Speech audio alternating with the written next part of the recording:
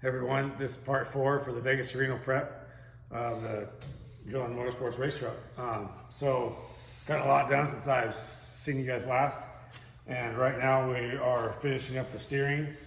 We have the Howe box back from Howe. It's a Saginaw quick ratio steering box, and then we have all the steering done, all the gussets done, the shackles, the drag link, the rams all hooked up. We got the power pressure hoses hooked up to the ram. Yeah, drag link's all built.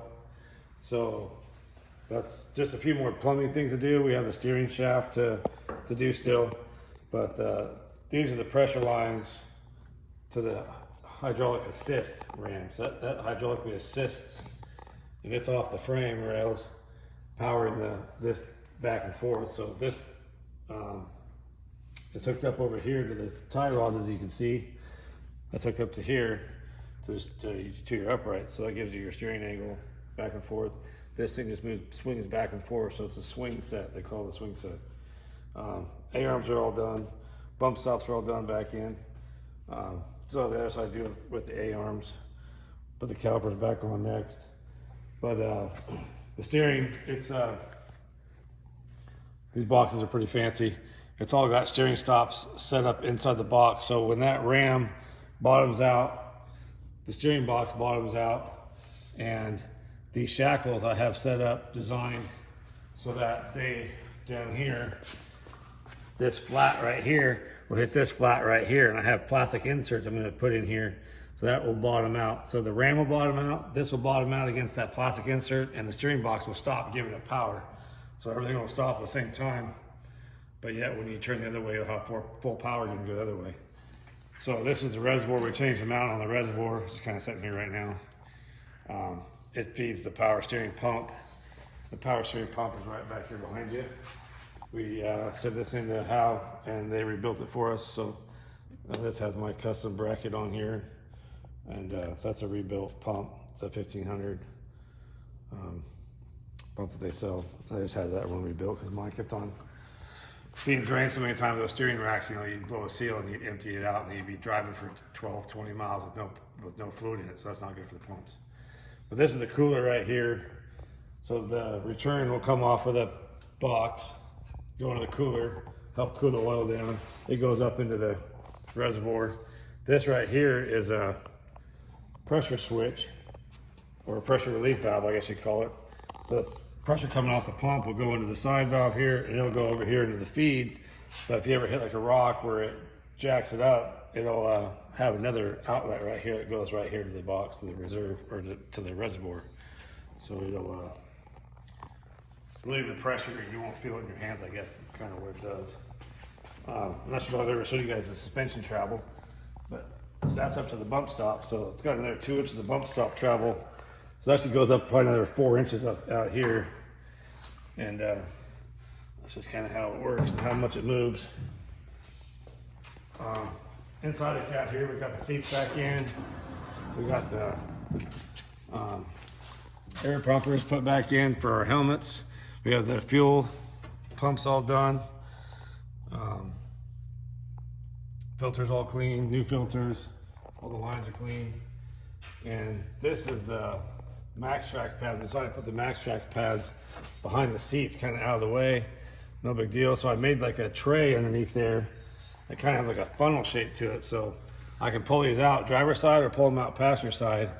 And yeah, I just have bungee cords for the straps. So I can reach down here while I'm sitting in the driver's seat. I can reach down there, unhook them. My co-driver can yank them out, use them, put them back in. I can strap them back down while he's getting back in, and we're off running again.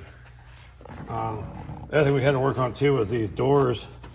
We sealed them all up, so this mechanism down on the side here, to have working doors, that would get dirt down inside there, and the mechanism, you couldn't unlock it. You get a little rock down inside that little thing, you couldn't open the door, so you kind of stuck without being able to get anything out of the back.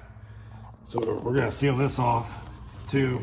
That's the last thing. Everything else is sealed inside there now, but we'll seal this off with some plastic or some tape or something so dirt and rocks don't get inside there. Back here we've got battery mounted. Got the battery circuit breaker mounted. It's all wired and done. We have the shackles hooked back together. They're all ready to go, both sides. This side we have the hub on. We have the brake calipers on it. It's all plumbed. Axle's all painted now. It's all plumbed. Plumbing's all done. We have the wiring to do still for the fans. These are the transmission coolers now. These are the transmission cooler fan wires. We gotta get that done. We have the Ball Designs tail light that we just got. That's all mounted. We have to wire that up still. So we gotta change the wiring a little bit to make that work.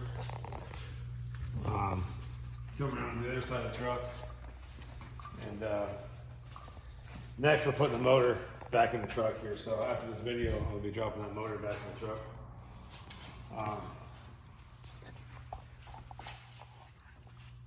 Over here we got the surge tank for the radiator put in. It's all mounted.